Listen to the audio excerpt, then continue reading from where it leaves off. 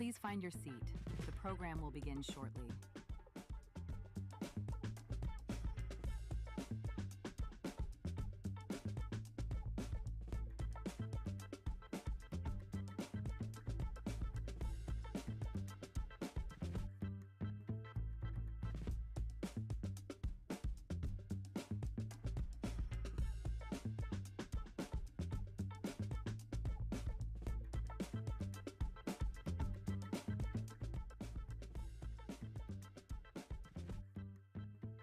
Please take your seats. The program will begin momentarily.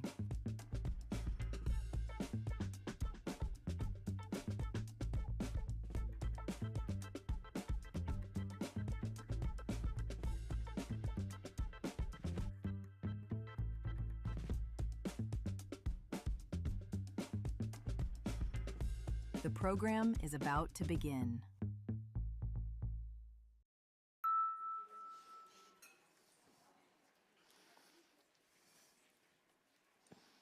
All right, everyone. Welcome and good morning. I'm Margot Sanger-Katz. I'm going to be your moderator today. I'm going to just quickly give you a run of show, then introduce my panelists, and we'll get started. We're going to be talking about the Supreme Court with a particular emphasis on cases that affect healthcare, but because this is decision week and so many of the important cases are about to come down, I feel like why not ask these wonderful experts to talk about the court and the term more generally. I want to make sure we have time for questions from the audience, so please think about having good questions and store them up, and when the time comes, I will call on you. So we are very lucky to have two panelists who are real experts in the Supreme Court and who both have argued dozens of cases before the court themselves. All the way to my left is Jeff Fisher, who is a professor at Stanford Law. And to my immediate left is Canon Shammigan. Oh, I've done it wrong. Shammigan, who leads the Supreme Court practice at Davis and Polk in Washington. I wanted to just start broadly. You know, we're kind of getting to the end of this term. It's the second year of the Trump administration. A lot of the cases that came out of some of Trump's early actions are coming to maturity. How are you thinking about the big themes of this term? Well, I think the most significant theme from this term is going to be how the Supreme Court thinks about executive power and the power of the president. When you think about the big cases on the docket this year, the case involving the president's tariffs, which the court has already decided, the cases involving the president's power to remove officials exercising executive power, the case concerning the president's ability to prohibit the practice of so-called birthright citizenship. These are all cases that raise fundamental questions about the power of the presidency. Some of the questions that are presented are specific to this president. Some of the questions are questions of much broader significance. And I think by the end of next week or whenever the Supreme Court finishes its work for the term, we will have a very good sense about how this court feels about executive power and how it feels about some of the signature initiatives of this president. Now, prognostications are dangerous, and they're particularly dangerous when they take place in close proximity to the court's decisions. But do it anyway. I'm going to do it anyway, but I hope that the video of this will be erased if any of my predictions are wrong. I do think the president is going to lose a number of the highest profile cases. He's already lost the tariffs case, of course, and I think that he is likely going to lose the case on birthright citizenship and perhaps one of the cases concerning the removal power. And if that is so, I think it is going to force commentators on the court to revise somewhat the narrative. You know, the narrative has been that ever since Justice Barrett joined the court in 2020, we have this much more conservative Supreme Court. And since last year, the narrative has been that this court is broadly aligned with many of the president's key priorities.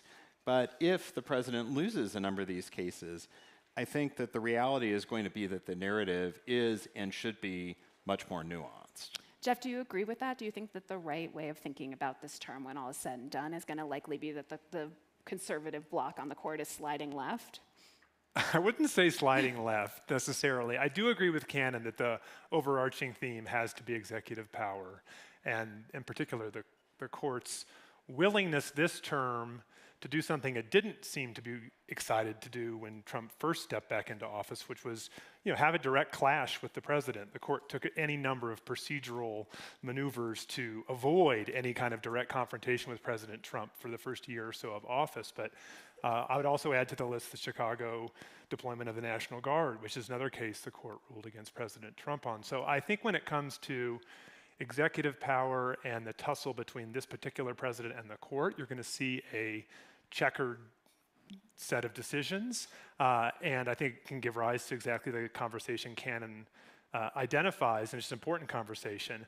I think I would also just flag that, and this might be a mild pushback to what Cannon said, is that I still think this is fundamentally an extremely conservative court. If you think about traditional Republican conservative goals out of the Supreme Court, Dobbs has been overruled, gun rights are ascendant, race consciousness in admissions and voting districts are now prohibited.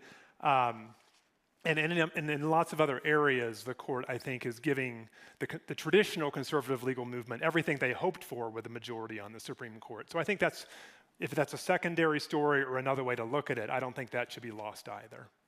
So since you guys are in the practice now of making predictions about things that may be wrong, would you care to prognosticate at all about whether we think this court is going to change after this term? Are there any indications that any of these justices may be retiring this year? I don't think that there's any reason to believe that there are going to be retirements this year. There haven't been any of the cues that court watchers traditionally look to in terms of justices not hiring law clerks or anything like that. In some ways, we have a relatively young Supreme Court by historical standards. Today is Justice Thomas's birthday, and he turns 78.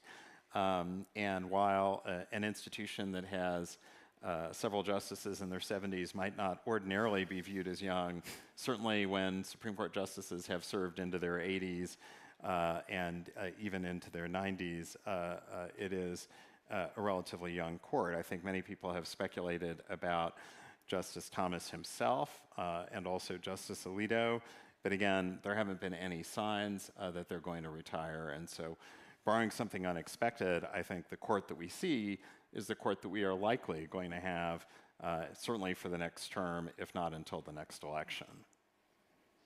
If I'm just guessing, and that's all I'm doing, I agree. I think that it's a hard job to leave if you're in good health, and as for Justices Thomas and Alito, if you're on the majority wing of the court and you're making law that you believe in, I think it's a hard thing to step away from, both on a professional level and maybe also on a deeply personal level, where that's formed your identity for decades. So I wouldn't bet on anything. So this is our court. So we'll think about these cases that we're talking about as a way of also thinking about the court we're likely to see for a little while.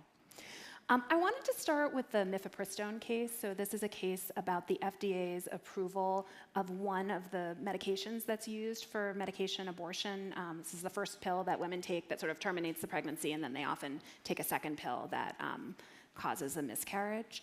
And this case has been sort of bouncing back and forth between the lower courts and the Supreme Court for a while, and I think the Supreme Court has most recently pushed it down. So it's not something that the court is going to decide this term, but I wanted to talk about it anyway because I feel confused about where this case is going and how it's proceeded, and I also think that the stakes feel quite high, both in terms of what this means for abortion access in the United States, and particularly in states that have banned abortion, but also what it might mean to have the courts second-guessing drug approvals by the FDA, which could have much broader implications outside the abortion context. So maybe, Jeff, can you just tell us where this case is and what exactly is going on? Yeah, let me try and just set the table, perhaps, and I'm excited to hear what Cannon thinks, too.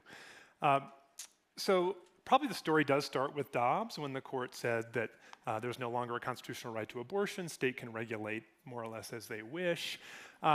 Interestingly, in a concurrence in that case, Justice Kavanaugh said, but in this post-Dobbs world, people are still going to be allowed to travel from state to state to obtain abortion care outside of their own state if they Yeah, wish. let's stop for one moment just to clarify that, right? So Dobbs didn't say abortion is illegal everywhere. It said states can decide. So some states can ban it, some states can allow it. People can move between those states. Precisely. So this, in a sense, is kind of the inverse question about what about states. So that was if you live in a state and you leave the state to get an abortion where it's legal somewhere else. But what if you want to have that healthcare, in a sense, brought to you? So that's what the mifepristone case is about. The Biden administration, in reaction to Dobbs, and I think they have said in light of lessons learned during the COVID pandemic, changed the rules for prescription for mifepristone to no longer require an in-person visit. And so that opens up the door to mailing a prescription to somebody from one state to another. And that's what's at issue in front of the Supreme Court now. Not whether mifepristone can be legally prescribed at all, but whether it can be sent into a state that does not allow abortion. I want to correct you, I think, slightly, because I think that the Biden administration decision, what the FDA said, is just that these pills can be mailed without an in-person visit, not necessarily across state lines, but that's a major way that they are traveling. Fair enough. But that, in effect, they are being mailed across state lines. And so that's, so it was first challenged by some doctors who didn't prescribe the medication at all themselves, but said that they objected to this kind of practice. And they brought a lawsuit under the Administrative Procedure Act, which is basically the federal statute that says when agencies prescribe regulations and rules, they have to review the literature and do good work and consider all the factors and et cetera. And if you are arbitrary and capricious in a regulation, that can be overturned. The Fifth Circuit Court of Appeals, which is based in Texas, agreed with that challenge and invalidated the rule that took away the in-person visit. That case went to the Supreme Court last term, and the Supreme Court vacated that decision, saying that the people who brought the case didn't have legal standing to bring it.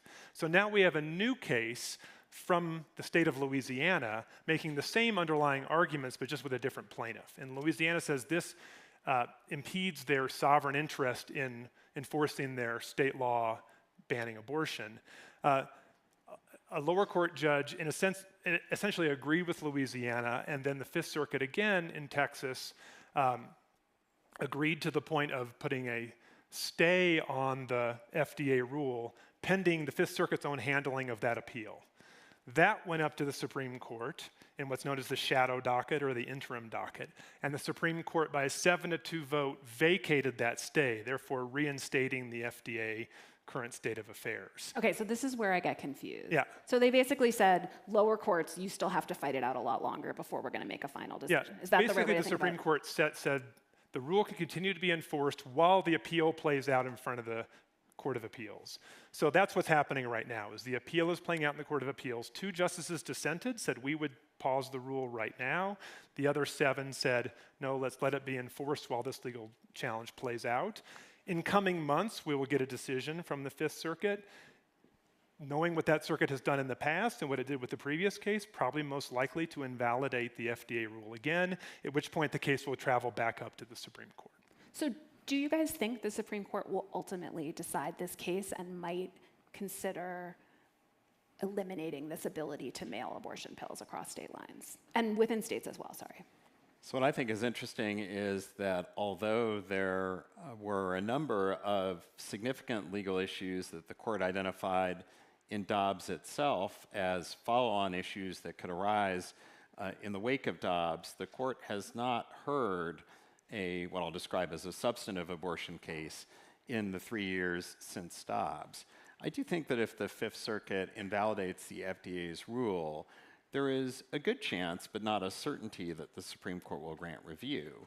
One wild card here is that FDA itself has the power to modify the rule.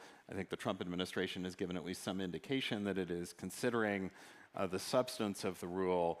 And so if the FDA changes the rule in some sense, that potentially could moot the underlying challenge or at least change the legal landscape in a way that is significant. I do think the one thing that is interesting about this case is that it illustrates a significant phenomenon that we're seeing in a variety of different contexts, which is that legal issues are coming before the Supreme Court for the first time on what has variously been known as the emergency docket, the shadow docket, the interim docket. I refer to it as the motions docket because that is literally what it is. It is when parties are filing motions in the Supreme Court seeking to get some form of temporary relief while the underlying merits of the legal issue are being litigated typically in a lower court. And what makes it very difficult to kind of interpret what the court is doing on the emergency docket is that the court is weighing a number of considerations, not just the underlying merits, but also some very prudential considerations concerning the equities. I think there is something of a thumb on the scales in favor of the government and the status quo, however you define the status quo, and that may be coming into play here as well. But the one thing I would say is that I think that the court's thinking on this particular issue is not necessarily a weather vane on how the court thinks about abortion more generally. Obviously, the court has now overruled Roe versus Wade, but the issues that are presented by the mifepristone case are these somewhat technical administrative law issues. That said, the way the court is thinking about it is plainly colored by the abortion context. The two dissenting opinions that Jeff referred to by Justice Alito and Justice Thomas essentially describe what is going on as an end around the court's decision in Dobbs, which purported to give the states the power to regulate abortion in the first instance. So I want to just give a little context for that, and then I have another question about this case, and then we'll move on. So one thing that's been interesting since Dobbs is there was an expectation that when Roe versus Wade was overturned, we would see the number of abortions in the United States decline because a lot of states want to ban abortion. And indeed, many states did ban abortion. But what we have seen in the intervening years is that actually the total number of abortions in the United States appears to be growing. And that's for two reasons, both of which seem to have to do with this FDA rule. So one is that the number of abortions in a lot of states where abortion is legal have increased. That's partly because people are coming into those states from out of the state, but it's also because a lot of abortion pills are getting mailed to people who, for various reasons, weren't able to travel to abortion clinics before, maybe people living in rural areas, women who couldn't arrange for childcare or transportation. But the other thing that's happening is, as we've been discussing, pills have been getting mailed in contravention of these state laws banning abortion. And so doctors in states where abortion are legal are writing prescriptions and mailing pills to women in states where abortion is illegal. And in many of those states before Dobbs, it was actually really hard to get an abortion. You know, they may have been technically legal, but there were very few clinics. They were highly restricted. There were a lot of rules and waiting periods. And this is actually a relatively seamless and less expensive way to get an abortion. So I think part of what is happening right now is this unexpected outcome, where because of these mail order pills, we've seen more abortions than before Dobbs instead of fewer. But here's my other question. You know, in my conversations with folks in the pharmaceutical industry, I think there's a lot of concern about this case outside of the abortion context. So this is a case that has to do with abortion access and abortion rights, but it also has to do with the degree to which the courts should be able to step in and second-guess drug approval decisions that were made by the FDA. And the FDA approves a wide range of drugs for all kinds of different problems, not just for abortion, but also for cancer treatment and obesity and other healthcare issues where there might be some litigants or some states who don't really want that drug to be approved in the way that it was. And I wonder if the court takes this case and if the court overturns the FDA's decision, which we don't know if those things will happen, how worried are you guys that that will be an important precedent that will lead to additional litigation whenever the FDA approves a drug where there is some state that might oppose it? I think that would definitely give rise to increased litigation because it would give a template for a disappointed litigant to come into court and say the FDA didn't do sufficient homework, didn't do a good enough job. But I would not predict outcomes that would vary. In the first time this very case went to the Supreme Court, the Biden administration said never before has a federal appellate court invalidated an FDA approval of a drug, and I don't think that statement was contradicted. So this would be a highly unusual decision, and I think it would probably end up being abortion exceptionalism, and I wouldn't expect it to ripple out in terms of actual outcomes, but litigation might be another story. I wanted to turn to another case that is sort of about this tension between what states want to do and what the federal courts want, or federal agencies want to do. And this is a case about the herbicide Roundup. Can you tell us a little bit about that case? Yeah, so this is a case called Monsanto versus Darnell, and the legal issues are quite technical, but I will do my best to boil them down. This is a case involving a leading pesticide produced by Monsanto, which is now a subsidiary of the German company Bayer, called Roundup. This is a product that is quite widely used for a variety of purposes. It has repeatedly been approved by the EPA, which is the principal regulator in this area, and the EPA, under a federal law known as FIFRA, the Federal Insecticide, Fungicide, and Rodenticide Act, believe it or not, but lovingly known by its friends as FIFRA. Not to be confused with FIFA yes, right now, which is doing a different yes, thing. FIFRA does not sponsor the World Cup, to the best of my knowledge, nor are its products involved in the product, as it were. But in all seriousness, the EPA periodically reviews products for safety, and of particular relevance, it approves the labeling of these products. So the EPA has done that for Roundup. There are no warnings of relevance on the product. But, and so that means the EPA thinks it's basically safe to have in the environment. Yes, that reflects the EPA's judgment that it is safe. However, there have been concerns raised about possible links between Roundup and various types of cancer. And several years ago, a component of the World Health Organization identified a link between Roundup and those types of cancer. And in the wake of that, a large number of plaintiffs, I think it's somewhere in the neighborhood of 10,000 plaintiffs, have now filed various lawsuits under state law claiming that Roundup caused their cancer. And the question that is before the Supreme Court in this case is essentially whether federal law trumps state law such that those lawsuits cannot proceed. And the argument that is basically being made here is twofold.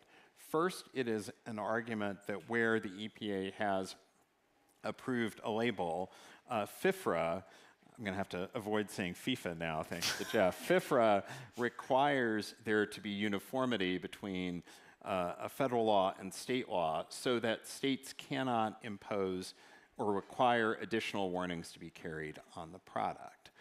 There is also an argument for so-called implied preemption in the case, which is essentially an argument that the EPA has the sole authority to make determinations concerning warnings and safety, and that companies are essentially required to comply with EPA's determinations.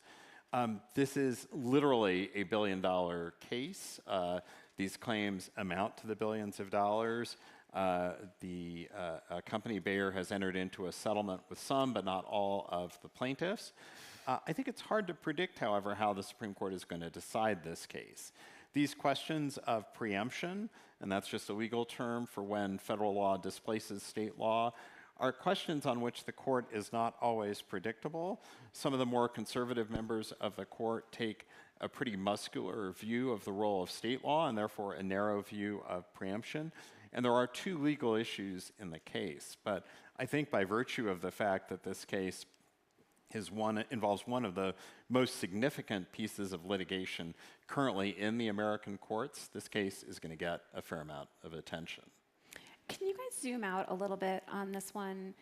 Suppose the court finds that federal law preempts the state law and that these lawsuits can't go forward.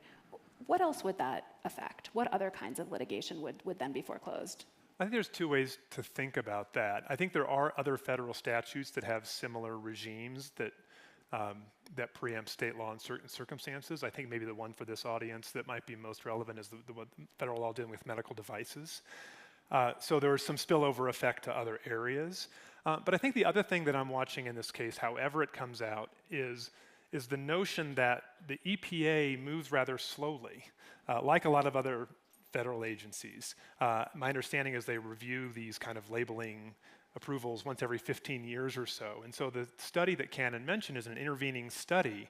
And if you put stock in that study, as obviously the plaintiffs do, and as a jury in Missouri did in this case, then you could just think of this as not contradicting the EPA, but just updating knowledge. And so if the court were to buy that theory, then I think it sets in motion some other interesting dynamics about whether companies themselves have an incentive to be in more regular contact with federal agencies or vice versa, or whether, on the other hand, you think of federal agency slow movement as a feature, not a bug, as a thing. We're not going to jump to any fast conclusions. We're just going to crawl along and distill all new information as it comes out. I want to turn to a different topic. There are 2 cases in this term that relate to transgender rights and treatment. One has been decided, and I think maybe a little more interest to this audience, so let's start there.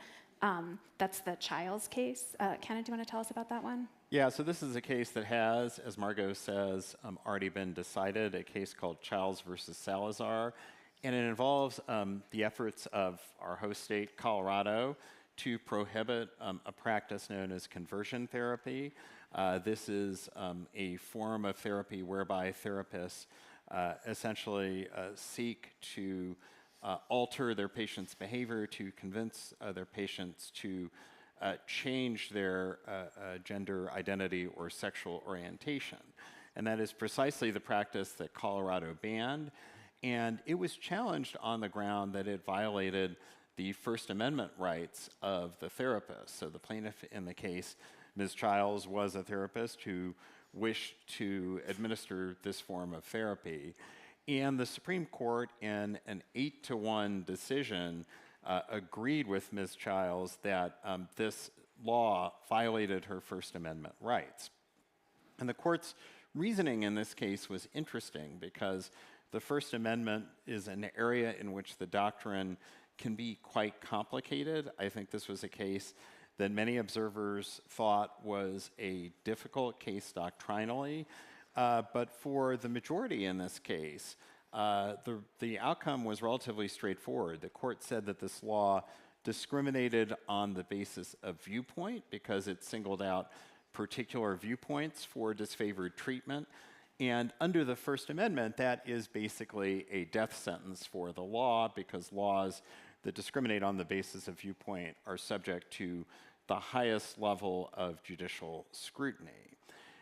Interestingly, 2 of the 3 Democratic appointees on the court, Justices Kagan and Sotomayor, joined the majority, but Justice Kagan, in a separate opinion joined by Justice Sotomayor, made clear that the outcome potentially would be different if the law discriminated solely on the basis of content, but not viewpoint. In other words, if the law identified certain types of speech and prohibited them regardless of the viewpoint being expressed, she indicated that the outcome could be different. Justice Jackson was the only member of the court who dissented, and she wrote one of the most interesting separate opinions of the term, in which she essentially said that states have plenary power to regulate the medical profession. And she expressed concern that the court's decision in this case would allow states essentially to intrude would allow courts to intrude into state regulation by invalidating state regulations that constituted the core exercise of this state power. I think it is perhaps no accident that Justice Jackson was the author of this dissenting opinion. She is married to a very prominent doctor, Patrick Jackson, in Washington, and I think is familiar with the medical profession in a way that perhaps other members of the court are not. But it was really noteworthy, I think, that no other member of the court joined this opinion. And in fact, Justice Kagan, of all people, went out of her way to criticize Justice Jackson for essentially conflating these 2 types of laws, laws that discriminate on the basis of viewpoint and laws that discriminate on the basis of content. Perhaps in the interest of time, I'll just briefly mention the other case, Sure. the Little case. There is one other case involving transgender rights on the court's docket. It's actually a pair of cases that involve state laws that prohibit transgender athletes from competing in women's or girls' sports. And the athletes have brought claims under the Equal Protection Clause of the Constitution and also a federal statute known as Title IX. From the oral argument in this case, it looks as if those state laws are going to be upheld, probably by a 6-3 vote. And I think that I feel relatively comfortable making that prediction in light of the fact that the court last year rejected an equal protection challenge to state laws concerning the administering of medical treatment to minors who wish to align with their preferred gender identity. That was also a 6-3 decision. The legal issues in this case are similar, though not identical. And so I would expect that we'll see a decision in those two cases next week. So you guys probably can predict the question that I'm going to ask next, is how much should we be concerned about Justice Jackson's concern? You know, how much could a decision in this case that maybe focused more on these issues of transgender rights and you know, this very controversial area of medicine kind of reverberate out to other kinds of medical care? Is there a way in which this case could be decided that might make it hard for states to regulate medical practice in other areas of medicine? I think that's exactly the right question to ask. And Colorado's argument that Justice Jackson picked up on was, look, we're regulating a form of medical treatment by people that we are licensing in our states as medical professionals, and that's a core state right to do that. And if you think about the case on those terms, I think it's a very, very hard case under the First Amendment. And I think that what she says is generally has to be right. So I think the only way to make sense of this case is to think of it more of a culture wars kind of case. And I think, you know, as Cannon said, it was an 8-1 decision, but the one case that the court used as kind of the framework for deciding this one was a much more hotly contested decision from a few years prior involving crisis pregnancy centers in California and the free speech rights of folks there. So again, a culture wars kind of issue where I think the court sees the First Amendment, rightly or wrongly, but as doing special work for those particular pockets of healthcare, medical treatment. And I don't see spillover beyond that, but I think there's every reason to say that some of the things the court's going to write in an opinion could be transported outside of the context. Yeah, could you see this as another area where maybe there would be, the Supreme Court might not make a lot of changes, but you might see more litigation by doctors who just don't like the restrictions that are being placed on their practice by their state laws? Again, every reason to bring that case. If I'm being a legal realist, I have skepticism that they're going to succeed. Okay. There's an interesting gun case also that has already been decided, so we don't have to force you to predict anything. Jeff, do you want to tell us a little bit about that one? I can predict how the court already ruled. Well, the Second Amendment has obviously been a big flashpoint in recent years at the court, and it intersects with public health and safety, and in particular in this case, I think that's true. This deals with the federal statute that makes it a crime to own or to possess a firearm if you are, quote, addicted to or an unlawful user of a controlled substance.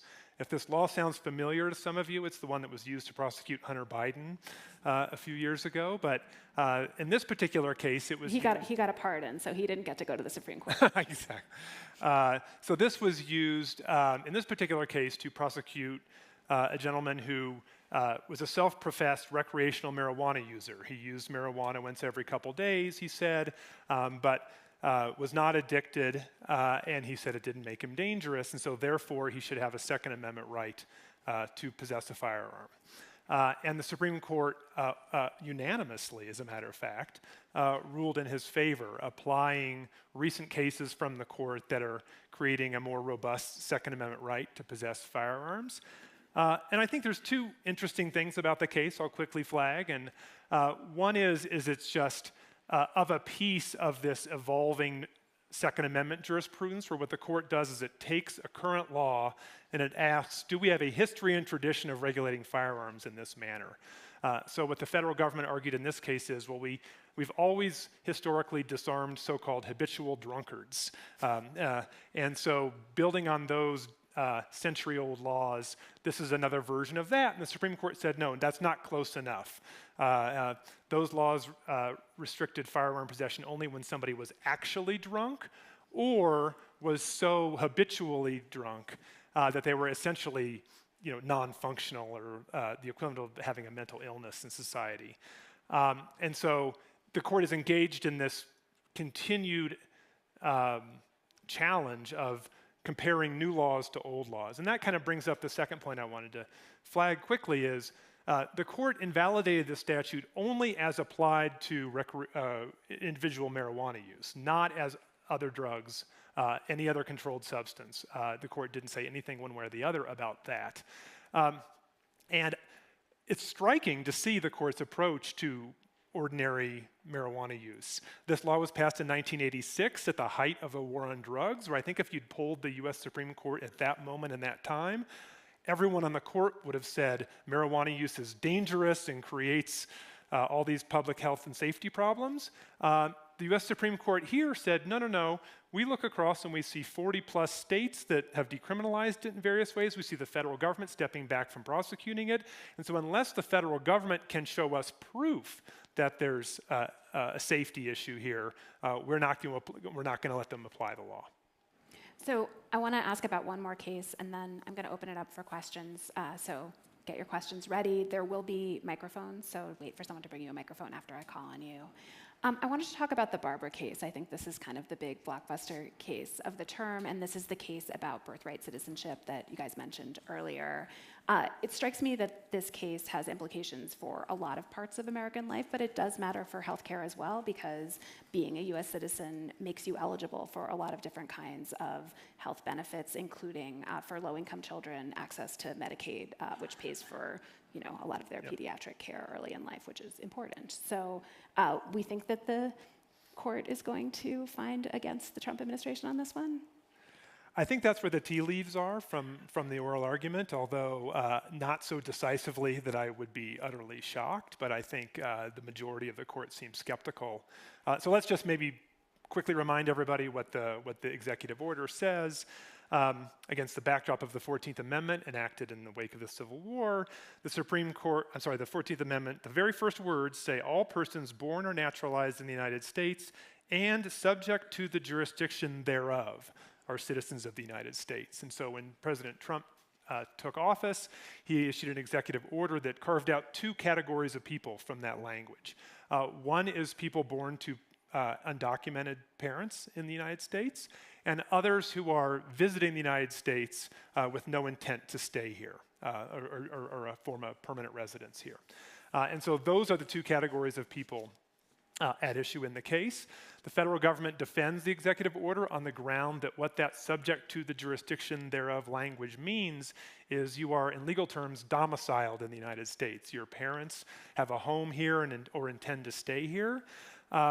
What the challengers, the ACLU or the lead litigants in this case, say, no, historically speaking, what that phrase means is you're just subject to the laws of the United States. So the carve-outs are much more limited. Something like an invading army or a diplomat or the rest would be left out.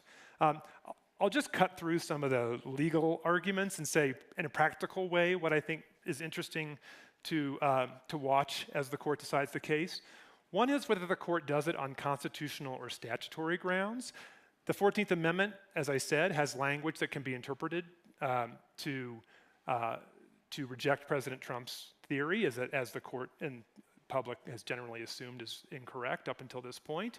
But there's also a statute enacted in the 1940s that even more clearly, arguably, stands in the way of President Trump's directive.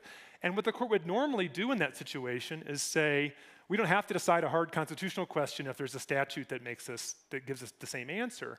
But if the court did that, that would leave open all these uncertainties, at least on a political level, and it would leave open the possibility that Congress could pass a new law.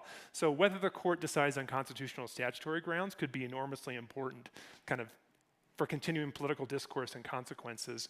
And then speaking of consequences, the other thing that is just fascinating about this is if the Trump administration were to win, how do you sort out this domicile rule? Justice Jackson asked at oral argument, are we deposing pregnant women when they come into their doctor offices, or maybe right after they give birth, about whether they intend to stay in the United States? Just think about all of us in the room, how would we prove that our parents were domiciled in the United States when they gave birth to us? It's not necessarily an easy thing to do, so the practical implications of the rule would be quite staggering, perhaps. All right, it's your turn. Please raise your hands, and I will call on you, and then someone will come with a microphone. Just up here in the front.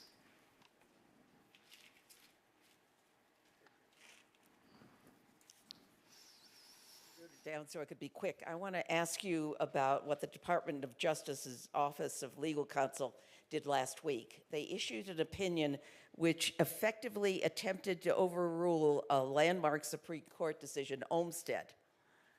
And that decision allowed people with disabilities to live in the community. It's a 1999 decision. But could you comment on that? I mean, it would cost a lot of money, but for thousands of people with disabilities, it would allow us, we would reinstitute, we would send them back to nursing homes. And I assume this was done at the request of the nursing home industry. Are you guys okay, I'm not steeped in the OLC memo, although as fate would have it, I was a law clerk the term that Olmstead was decided, so I will do my best to remember. I think the gist of the decision, as you said, under the ADA, was that individuals with disabilities should be integrated into their communities as much as possible. And it was discriminatory not to allow them to do that. Right, and it violated the ADA's anti-discrimination mandate to hold back in that regard. So I think this is just another example of the executive power versus legislative power theme that we started with, which is, our lawmaking traditionally has come from Congress, like the Americans with Disabilities Act. Now lawmaking comes more and more out of the executive branch, and so it raises these separation of powers questions for the court, even putting all the policy aside. Does the executive have power to countermand Congress or to create new laws that violate Congress? Now, all the flow of the U.S. Supreme Court lately, we haven't talked about this exactly, has been to curb agency power, to extravagantly or aggressively interpret federal law. So that would mean that would seem to suggest there would be some problems with this. But I don't have the particular memo in front of me. All right, who's next?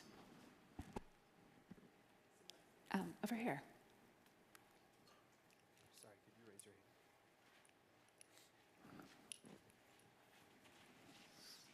Sorry, I'm making these microphone runners go far. Thank you, great discussion. I wanted to ask a question beyond specific cases. Polling shows that public trust in the Supreme Court has never been lower. It has no credibility with most Americans who regard it now as just another political actor. So could you comment on that dynamic, and is there any path towards restoring public trust in the institution? I mean, I'm happy to tackle that because I've given whole speeches on this subject. I think that it is a complicated topic. I think that the reality is that the Supreme Court is very much at the center of pretty much every major issue in American public life, and there are a lot of reasons for that. I think one reason for that is that with Congress basically having ceased to legislate, we have this phenomenon where presidents are taking executive actions of the sort that Jeff referred to, and the validity of those executive actions is immediately challenged in court, and basically all of these issues end up in the Supreme Court. So I think if you were to produce an AI summary of our panel today and say, what were the subjects of the cases that the panelists talked about, it would be essentially every major issue in American life, basically none of which are issues that Congress is currently able or willing to take action on. So not surprisingly, I think there's been a greater degree of political focus on nominations, not just to the Supreme Court, but to lower courts as well, and an increasing perception that the court is politicized and that the court is acting as a political actor. I personally think that a lot of those criticisms are misplaced, but I understand why when the Supreme Court appears to be divided based on the politics of the president who made the appointment, that there is this perception. The reality is that much of the work that the court does not have a political valence to it, but understandably, when you think about how the court is perceived, there's a lot of focus on the most contentious cases, which are not coincidentally the cases we've been talking about today, and I think that that feeds that perception. I will be interested to see where the polling goes as Dobbs in particular recedes into the rearview mirror, because I think when you look at the polling, Dobbs had a really significant impact on how the court was perceived, and that was very much, not surprisingly, along partisan lines, with Republicans having a much higher opinion of the court in the wake of Dobbs than Democrats did. Jeff, this is such a good question. I'm curious about your perspective too. Is the court more political than it was before, or is Congress just abdicating so much political decision-making to it that it feels that way? I think that a couple things I would say. The way that nominations now play their way out from selection through process just produces, I think, some increased divisiveness along party lines of the nominated president that is unfortunate. I mean, I think we should admit to the fact that Ken and I are both people with skin in the game of the court's legitimacy, so we don't want to give up on that entirely.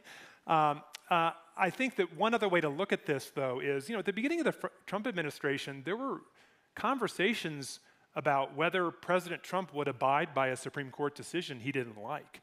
We were really wondering what would happen. And when he got the tariffs decision, he vigorously criticized the court, but the federal government is, at least to some degree, abiding by the decision, as they are with some others. And so, when you say, does the public have any public trust in the court, I think one way to look at that is at least enough that the president doesn't feel free to disregard its rulings at this moment. And I think that's the ultimate game for the U.S. Supreme Court, to sustain that public trust, because it doesn't have an army to enforce its decisions. All it has is public trust. But I do wonder about the partisan overlay of that, right? Because this is a conservative court. Perhaps Trump wants to maintain some trust, some respect for that court, even though it rules against him sometimes. Could you imagine, the next time we have a Democrat in office, if this changing public sentiment might make that administration more likely to ignore what the court does? I mean, I will say one thing, which is that some of the most critical comments about the court coming from the White House came from President Biden in the immediate aftermath of the court's student loans decision a few years ago. And I just think that the reality is that it often benefits politicians, and this is not a particularly partisan observation, it often benefits politicians of both parties to be critical of the court, because it plays to their respective bases when they have lost a significant case there. And so unfortunately, I think we're going to see more of that, and I think that only contributes to the perception that the court is just another political actor. All right, who's next? And the last touch point we have, I teach this now as a matter of history to my students who don't have any independent memory of it, but the 2000 election, when Al Gore went on the TV and said, I vigorously disagree with the Supreme Court's decision, but I will abide by it. And so, I think the question is whether that would happen again. I think it probably would, but yes, right here in the striped dress. Hi, I'm Lauren Gardner from Politico. I'm curious, both of your thoughts on the so-called medical freedom movement and efforts to elevate cases in that vein to the Supreme Court, if that's something you're keeping an eye on, kind of expect the court to weigh in on in the next couple of years, and based on what we've seen with the Childs decision and maybe some others in recent years, where the court might be leaning in the context of some of those arguments, given that they bring up First Amendment rights, parental choice, other aspects, but even though this is like a public health. Will you give us one sentence on what that movement wants, what its goals are? To get rid of vaccine mandates, among other things. Do either of you have a view of that? Yeah, I'd better not comment on it because I'm involved in at least one case involving COVID-19 vaccine mandates now. That's a clever way of abdicating to my Thank you. co-panelist, Jeff. I don't have a strong view on that to know. Okay, so the demurral of our panelists means we have time for one more question. Who's going to be the last question? Make it good. Yes, over here with the glasses. Hi, Cynthia with Project Angel Food. My question is more on your guys' opinion, and that is, do you believe there should be term limits for the justices? Oh, that's a fun one. It's a great question. I don't think that the Constitution permits it. I think that the Constitution would need to be amended. That having been said, I think if you were starting from scratch, there are perfectly respectable arguments in favor of term limits as a policy matter. I do think that presidents now have every incentive to nominate justices as young as possible because they want them to serve for as long as possible, and I think that that's potentially not ideal on either end. You want your justices to have a certain amount of judicial experience, life experience when they get on the court, and you don't want justices to stay on the court for too long. I think we've been fortunate in that we've not had justices who have had issues with slowing down with age, at least recently, but the court has in the past. And I do think that having term limits would eliminate the incentive to time one's retirement to ensure that a president of a particular party makes the nomination. Yeah, I've actually written on this, and I'm in favor of term limits. I think that there's a lot that could be said, but just to say one thing that picks up where Cannon was leaving off, for the vast majority of our history, the average term of a Supreme Court justice was about 16 years, and now it's ballooned to over 30. So if we went with the solution that is the most common one, which is 18-year rotating terms, we would, in a sense, be returning to our tradition by doing that. So I think it would be a good move for the court. And can I add an important disclaimer as to my own views, which is that I do think that many of the current proposals are designed to benefit one party over another, and the way in which term limits would be implemented under some of these proposals are basically designed to boot out certain currently sitting members of the court, and that's obviously improper. So we are out of time. I want to thank our wonderful panelists for bringing all their expertise. I want to thank you guys for asking really good questions that were smarter than mine. And I'm sure if you have any lingering questions, you can come up and say hi.